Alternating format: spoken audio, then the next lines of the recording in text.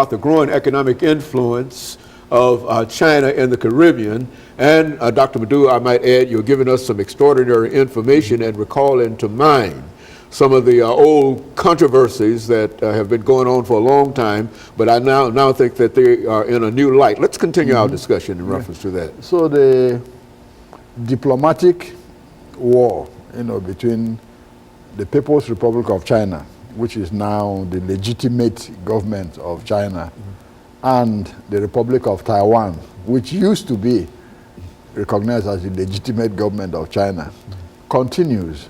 And this war, has gone to Africa, and now it's shifted to the Caribbean. And that's one of the reasons why you see the Chinese moving into the Caribbean and expending so much money. Most of the Caribbean countries recognize Taiwan as the legitimate government of China. So what the Republic of China is doing now is saying, hey, if you still want to recognize Taiwan as a legitimate government, no money. But if you de-recognize the Republic of China and recognize us as, the legitimate government, hey, there'll be a whole lot of money coming in. So what happened? A lot of, countries in the Caribbean who had diplomatic relations with Taiwan broke off diplomatic relations and recognized the People's Republic of China as a legitimate government. So China said, okay, you recognize us, here is the money. Okay? Countries like Haiti, which has had a long-term relationship, with Taiwan, said, no, we're not going to de-recognize Taiwan. We'll still recognize Taiwan, but if you want to do business with us, you're welcome. So in a way, even though the Chinese don't like it, they are giving a little here and there to Haiti. Just to keep them interested. Exactly, to keep them interested. And few other countries, one or two other countries, like St. Kitts, still had a relationship with Taiwan, instead of the other China. But they're getting some little here and there, also from China, to make them think again about if they're going to continue. Reevaluate their situation in reference to two Chinas, so to speak. Two Chinas. That's right. So that majority of the countries now in the Caribbean recognize the People's Republic of China, because they're pumping in all this money to boost the investment. So they're not going to be bringing that money if you don't recognize them. See? So that's the key, that's the number one reason, why the Chinese want to make sure Taiwan doesn't have influence there to get rid of them and, have more influence in that part of the world. Now, secondly, we can talk of Chinese, expansion. This is the Chinese century, of economic power, military power. So now China is trying to throw its weight around, say, yes, we have money and we want to use it to help other countries. And that's competition. They're competing with, the United States, Britain, and other colonial powers. Now, third, a lot of these countries in the Caribbean, in Africa, when they ask themselves, they say, well, are we better off getting money from China? Are we better getting money from the United States or Britain also? Well, most of them say, well, China has never been a colonial power here. Okay, they've never colonized us. They've not done anything wrong here. So, we don't have any problem with them. Grievance is really against China exactly, from the colonial past. That's correct. They were not part of the colonial system here. We have no grievances. But what is happening now is that a lot of people are saying, wait a minute, if they buy up all these things, we will become slaves to them. Okay, we'll be owing them, everything belongs to them. And if they're bringing the workers there, they're doing the building there, and they have more workers there on a project than the population itself, and small population. And how long would it take the Chinese to outnumber people with 850,000 people in the population? That's got 83,000. 83,000 people in the population. Exactly. Dominica is 83,000 people, not even up to the population of North Nashville. They build 2 casinos there, send their workers there. That's correct. And they've imported more than more of their people than are. They're literally taking over in a real colonial kind of sense, yes, control. If you look the control of the land. Exactly. If you look at it that way, and that's the way it looks like. Or example, a country like St. Kitts and Nevis with 50,000 people. If you have 20,000 Chinese workers in that country, they run the country. They have to.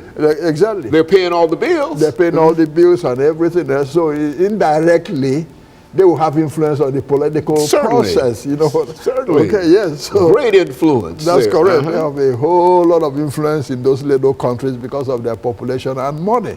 So in a way, they might be running those countries from behind, because since they own politicians with all this money, you know, you have to give them what they want. But they're going to literally be able to outnumber the population. China, after all, it has the greatest number of people in the world. That's correct. And so by sending, it can send only, what, 2% That's correct. of its population into the Caribbean, and it will be the largest ethnic group in the entire Caribbean. That's correct. And that's something to, you know, the point you made here is something to think about. Yes, because of the population of those countries, a few thousand Chinese can take over the whole country. Very easily. Easily, without anybody thinking about it. Because since they control everything, you know, they control all the casino, all the land, these are such poor countries, too, countries that are in need. And in many instances, it might be hard for the people on the ground to rationalize not receiving Chinese welfare in a real sense. Absolutely. And in a way, that's what it sounds like. It's like Chinese welfare. Because some of these small countries are very poor, you know, resource-wise. And since they are poor resource-wise, they don't have anybody paying attention to those areas, because most countries will see them as parasites instead of, you know, a place to go make investments, a place say, hey, take some money so you can survive. So under that circumstance, it's a breeding ground, you know, for China to really Chinese expansion, really, and stronger there than perhaps any other place in the world, because you're dealing with a large number of poverty-stricken nations, people who don't have that much commitment to the government anyway, because the government is not doing anything, no resources, no buildings or anything, no infrastructure or whatever, and they are providing. And I think you indicated earlier what the Chinese did in Africa in terms of building a railroad between countries and et cetera, and it's very easily to connect all of those together. That's correct. That's correct. And that's one thing I worry about. Their creeping investments in the Caribbean is that slowly but steadily, the more they import workers and all that, it might gradually become a Chineseism. There's no doubt about it. Yeah. Dr. Madu, over the last couple of minutes, what has the United States done in reference to the idea of this perhaps happening? We've had the Monroe Doctrine and all those things and et cetera, but now China's right there. What do we do about it now? Simply allow that to continue to? Yeah, and that's what's ironic about the whole thing.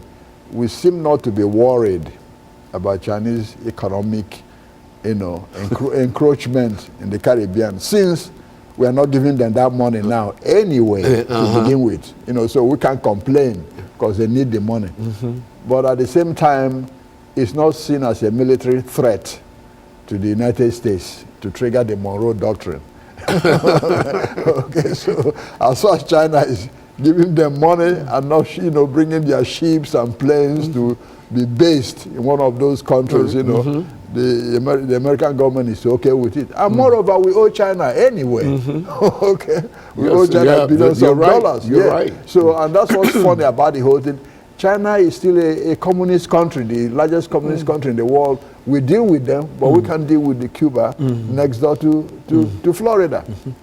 Well, we're going to have to start doing something in the Caribbean in a real sense. I think that when people talk about cutting back in terms of financial support and et cetera, some of the money that might have gone in the Middle East ought to be directed perhaps in terms of the national interest perhaps that we might have. And of course, Dr. Madu, let me thank you for that information. And I know this is not all that you have in reference to this, and we're going to have you back again to elaborate upon some of these things. But I think that what you've said now has really been an eye-opener for a large number of people who have simply taken when we see on the television these large casinos and et cetera in South America, we now know that it is probably financed by China with an ulterior motive of their own. And of course, we thank you for listening.